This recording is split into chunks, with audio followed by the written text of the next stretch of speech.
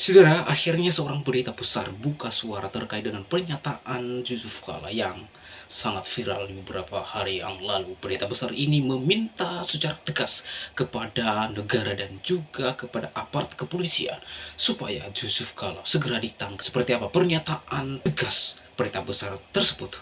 Ini dia videonya yang berikut ini. Itu JK sudah pantas masuk penjara seumur hidupnya. Mulut JK sudah mengeluarkan najis. Ada racun dari setiap kata-katanya. Dan dia ini manusia keramat. Karena mulutnya membawa kericuhan, membawa keonaran, dan selalu menghina Kristen. Dia sudah dilatih, dididik oleh orang tuanya, yaitu Haji Kala, untuk melakukan kejahatan-kejahatan kepada minoritas. Dia tumbuh menjadi anak yang rajin dengan hati bulat bahwa Islamlah yang paling benar. Tidak ada agama yang diridhoi Allah kecuali Islam. Bayangkan masih mahasiswa, dia mampu menggerakkan teman-temannya membakar 11 gereja di Makassar tahun 67. Itu sudah 50 tahun yang lalu berarti. Betapa memiliki iman yang teguh bahwa hanya Islam yang benar. Oke, itu kepercayaan masing-masing.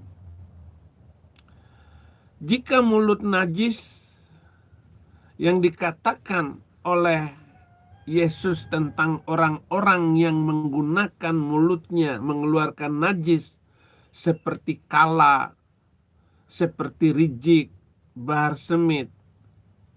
Nah, orang-orang ini memang harus dikasihi. Kalau tidak pernah dikatakan oleh Yesus, maka dunia tidak tahu kata-kata kasihilah. Itu saudara-saudaraku. Bahkan ampunilah musuhmu, tertulis, tercatat oleh manusia zaman itu. Tetapi apabila zaman sekarang masih ada seperti Kala, lalu pidato di masjid mengatakan bahwa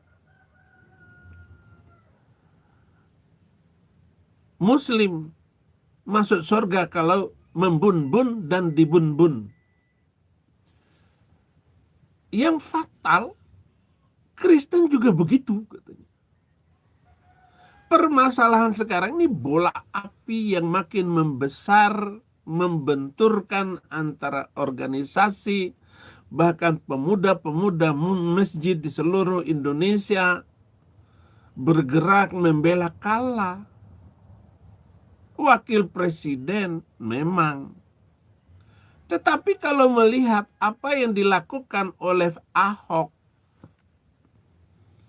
dengan video yang dipotong-potong oleh Buniani ketika dia pidato di Pulau Seribu waktu itu pemilu DKI, pilkada DKI melawan Anies. Dan Anies ini didukung oleh Kala, oleh JK. Penjara 2 tahun. Itu adalah video editan yang jelas Ahok sudah minta maaf. 2 tahun dia di penjara. Karena omongannya seperti itu. Jika negara tidak memenjarakan JK sekarang ini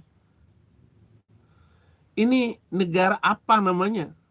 Negara yang tidak menjunjung hukum. Negara yang tidak ada hukumnya sama sekali, negara yang dikendalikan oleh elit-elit politik, negara yang dikuasai oleh orang seperti JK yang berhutang 30 triliun kepada negara. Dan akan terus dikangkangi hukum oleh orang-orang macam begini. Kok bisa diangkat jadi ketua?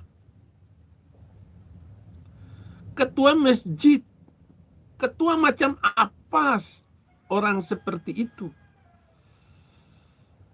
Tetapi inilah negara Konoha, inilah negara Indonesia yang sudah dikuasai oleh para penjahat. Dan ternyata penjahat itu sudah menjadi wakil presiden 2 kali lagi. 2 kali jadi wakil presiden.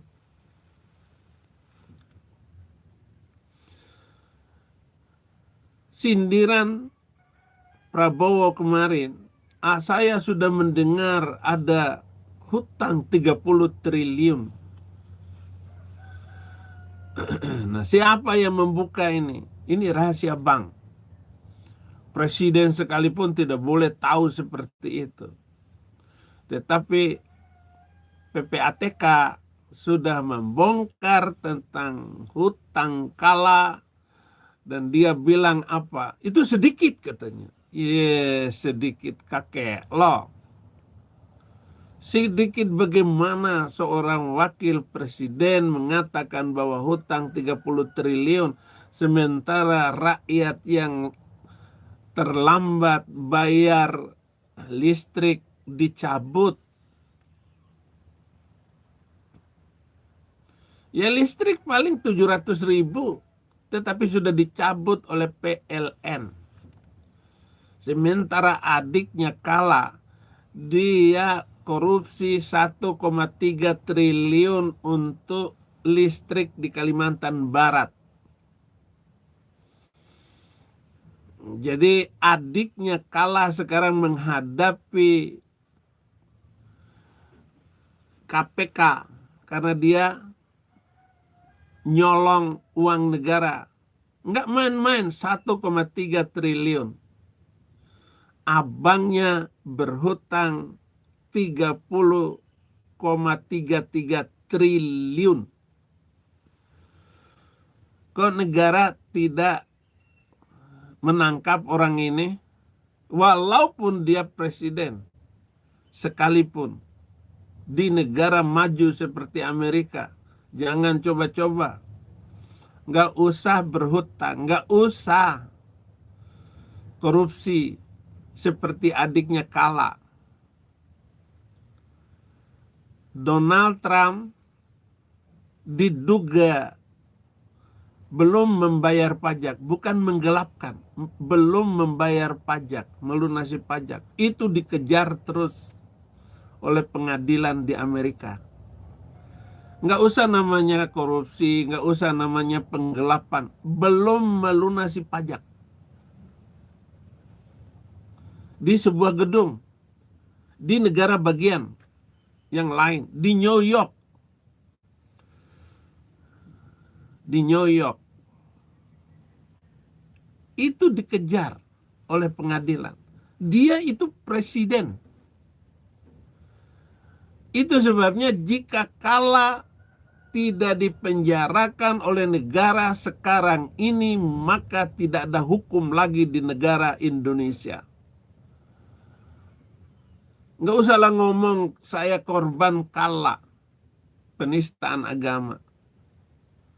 Karena Kala lah yang membuat dan mendorong undang-undang ini harus ditegakkan, yaitu pasal penistaan agama. Kala jugalah yang mendukung SKB 2 Menteri bahwa rumah ibadah harus minta izin tetangga 40 tetangga kiri kanan belakang depan. Kenapa saudara-saudara SKB 2 Menteri ini harus ditegakkan dan dikejar sampai sekarang? Ini karena Kala pernah membakar 11 gereja ketika dia menjadi ketua HMI di Makassar. Dan sekarang ini yang menjadi pengacara dia adalah mantan HMI, seperti Kala adalah ketua HMI. Oh, betapa arogannya itu pengacaranya Kala, ngelibat semuanya, bahkan melaporkan Ade Armando Abu Janda untuk dipenjarakan. Sebegitulah hukum di negara ini.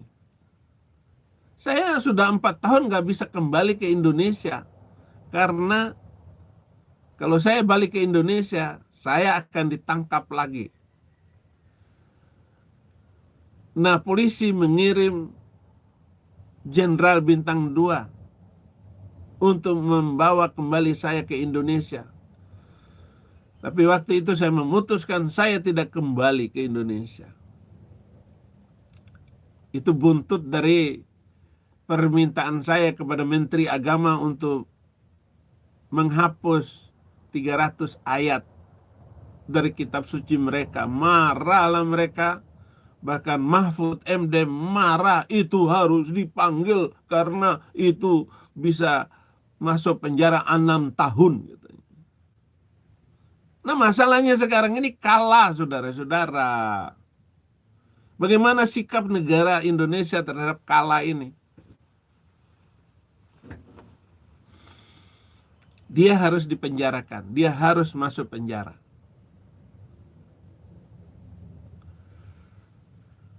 Kalau ngomong Alkitab, jelas sekali kita harus kembali kepada mengasihi musuh. Aku berkata kepadamu, kasihilah musuhmu dan berdoalah bagi mereka yang menganiaya kamu. Karena dengan demikianlah kamu menjadi anak-anak Bapakmu yang di sorga, yang menerbitkan matahari bagi orang-orang jahat dan orang yang baik, dan menurunkan hujan bagi orang-orang yang benar dan orang-orang yang tidak benar.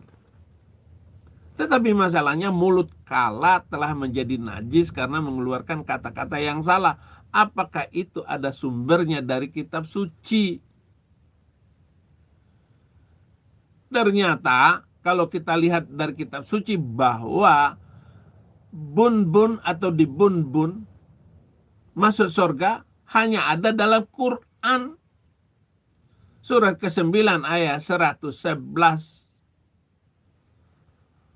Sesungguhnya Allah telah membeli nyawa dan harta orang mukmin dengan sorga.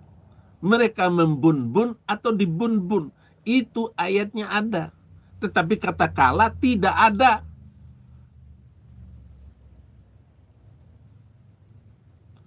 Di kesempatan lain dia bilang ada. Membun-bun dan dibun-bun itu. Termasuk di Kristen juga. Inilah kata najis yang dikeluarkan oleh mulut dia.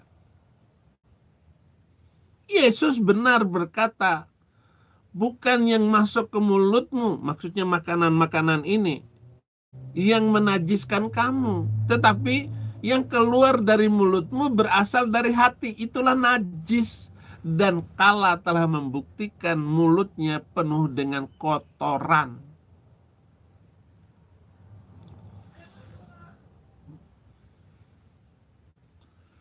Matius 15 ayat 17, tidak tahukah kamu bahwa segala sesuatu yang masuk ke dalam mulut turun ke dalam perut lalu dibuang di jamban?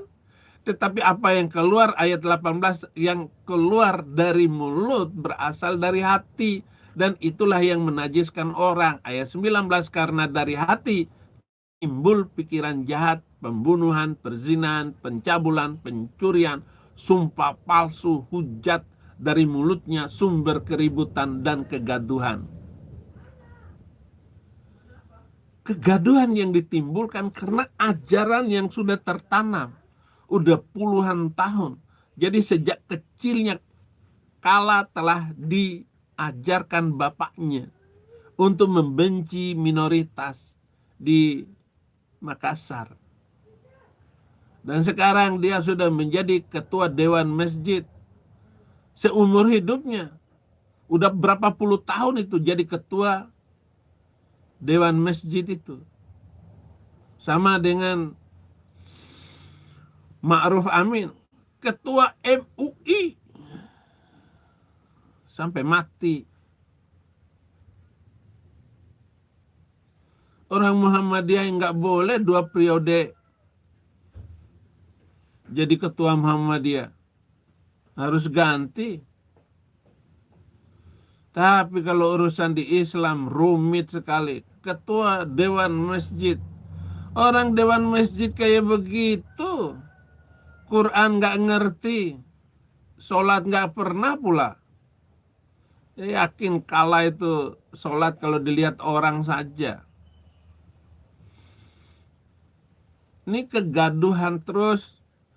Karena dia yang aneh kenapa panitia pemilu ini tidak melihat latar belakang, cek background seseorang. Nggak dilakukan oleh negara sehingga lolos kalah jadi wakil presiden. Sekali lagi kalah menggunakan uangnya untuk nyogok Megawati supaya bisa jadi wakil presiden waktu itu. Walaupun dia adalah pimpinan Golkar. Nah, ketika JK menjadi ketua HMI di Makassar, perintah macam apa dia keluarkan dari mulutnya itu untuk membakar tempat ibadah orang Kristen. Dia sudah punya bakat provokator. Dia sudah memiliki kebencian yang luar biasa. Yang heran kita kok mengangkat dia percaya untuk menjadi pendamai kasus Poso, menjadi pendamai Ambon. Sementara dia menyimpan kebencian yang luar biasa. Begitu liciknya dia. Sungguh licik banget ini orang. Nah, sekarang Pak Presiden sudah tahu kalau dia punya hutang 30 triliun ke negara. Apa sikap pemerintah, apa sikap Menteri Keuangan? Dan bagaimana pertanggungjawaban bank-bank yang telah mengeluarkan hutang kepada JK? Bank Mandiri sekian triliun. Ini triliun loh. BRI katanya. BRI 7 triliun. Lalu dibagi-bagikan kepada 15 perusahaannya. Ini harus dipertanggungjawabkan ini. Uang negara. Ya uang saya juga. Makanya saya harus ngomong. Walaupun saya tinggal di luar negeri. Uang saya juga. Uang saya nyangkut di bank swasta. Di Bank Mandiri. Nggak bisa dibuka, nggak bisa diambil uang saya. Karena saya ada di Amerika. Nyangkut. Ini jahatnya negara loh. Mestinya kalau saya ini adalah orang Amerika, bank tidak bisa menghentikan aliran uang saya. Karena uang saya itu saya pakai untuk pelayanan saya di Indonesia. Dan bukan uang saya, uang orang-orang yang memberikan.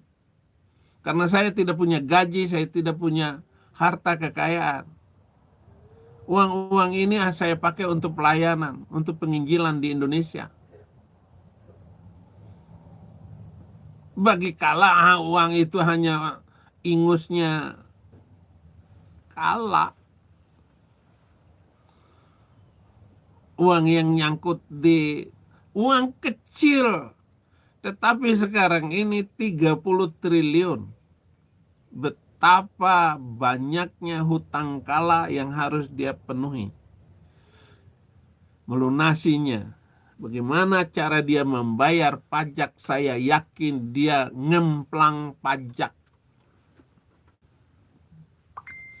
Dan Anda harus tahu kenapa dia membenci Jokowi sampai sekarang, sampai membayar Roy Suryo 5 miliar supaya berkoar-koar terus dan siap kapanpun kalaupun di penjara, maka uang itu untuk menggaji dia, kasih makan minum anaknya Roy Suryo karena menghujat Jokowi.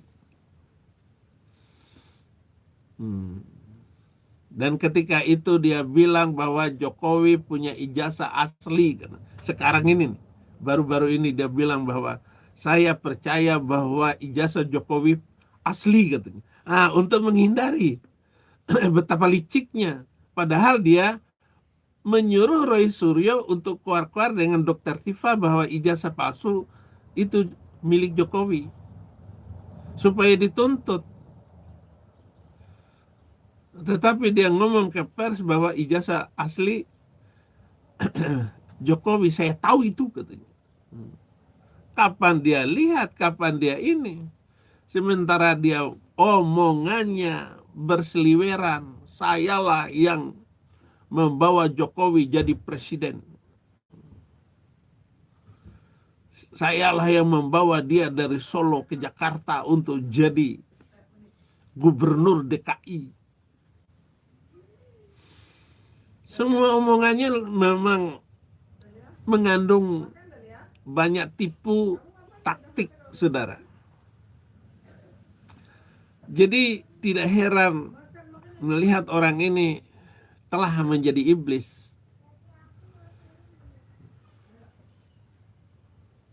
Jikalau engkau terjerat dalam perkataan mulutmu, tertangkap dalam perkataan mulutmu, buatlah begini, hai anakku, lepaskanlah dirimu, karena engkau telah jatuh ke dalam genggaman sesamamu. Pergilah, berlututlah, dan berdesaklah sesamamu itu. Katakan begini, begini, begini. Ayat-ayat Amsal tipu-tipu memang dilakukan oleh JK. JK lah pelakunya.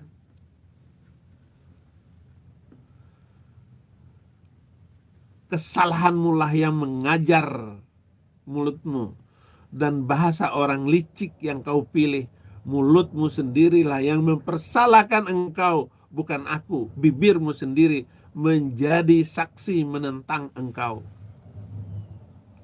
Mulut dia menentang dia sendiri. Mulutmu harimaumu.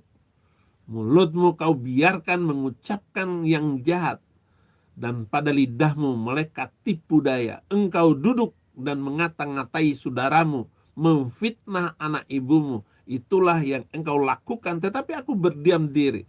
Engkau menyangka bahwa aku ini sederajat dengan engkau. Aku akan menghukum engkau dan membawa perkara ini ke hadapanmu.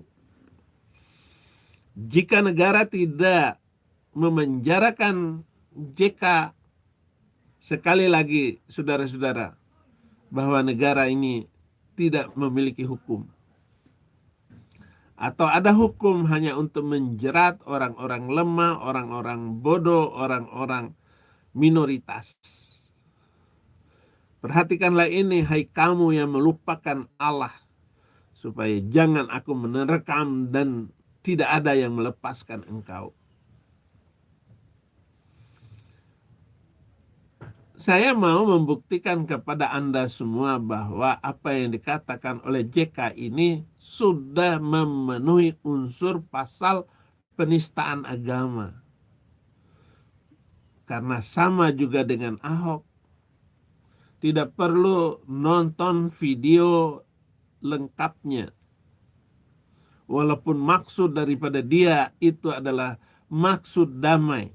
Tetapi kita tidak tahu isi hati kala yang begitu benci kepada kekristenan. Kebenaran Al-Quran yang memerintahkan bunuh dan dibunuh masuk surga. Seperti At-Taubah 111, sebuah motivasi orang melakukan teror kepada manusia lain karena beda keyakinan.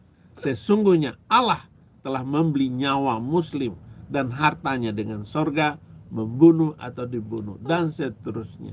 Dan masih ada 299 ayat lagi yang membicarakan masuk sorga kalau melakukan kekejaman semacam itu. JK sudah pantas masuk penjara seumur hidupnya. No. Seumur hidupnya. Itu.